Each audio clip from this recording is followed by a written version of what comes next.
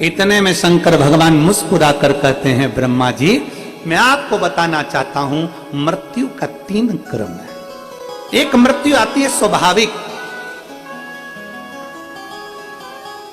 85 के हो गए, 90 के हो गए, 100 के हो गए, शरीर ने धीरे धीरे धीरे धीरे काम करना बंद करा, प्राण छूट गया, स्वाभाविक मृत्यु है। एक मृत्यु होती है आकस्मिक, अचानक एकदम कोई एक्सीडेंट हो गया, कोई हार्ट फेल हो गया, कोई कुछ हो गया, कोई कुछ हो गया, अचानक प्राण छूट गया, इसको आकस्मिक कहते हैं।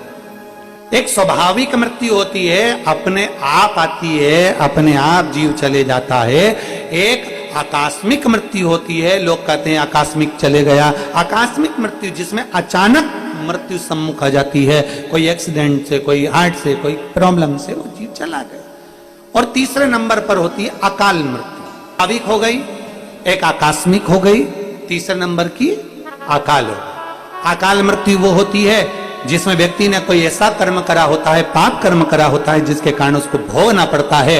कहीं उसको मालूम पड़े भोगने पर वो तुरंत प्राणों को त्याग देता है, भोग भोग कर, कष्ट भोग कर वो अपने प्राणों को, वो अकाल मृत्यु। इसलिए शिव महापुराण की कथा कहती है अकाल मृत्यु वो मरे जो काम करे चंडाल का, और काल उसका क्या बिगाड़े जो भक्त हो महाकाल का। जो शिव की आराधना करने वाला, एक स्वाभाविक मृत्यु है, आई उम्र के समय पर आई और जीव चला गया। एक आकस्मिक मृत्यु है, हार्ट बेकार हो गया, कोई ऐसी एकदम बीमारी लग गई, कोई एकदम तकलीफ आ गई, कोई एक्सीडेंट हो गया, आकस्मिक चला गया।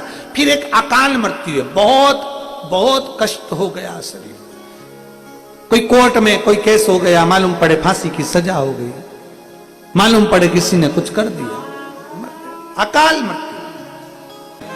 पार्वती, ब्रह्मा जी ने मृत्यु के 3 क्रम बांट दिए हैं। किसी की किस्मत में लिखा कि ये स्वाभाविक मरेगा, किसी की किस्मत में लिख दिया ये आकस्मिक मरेगा, किसी की किस्मत में लिख दिया ये अकाल मृत्यु से मरेगा।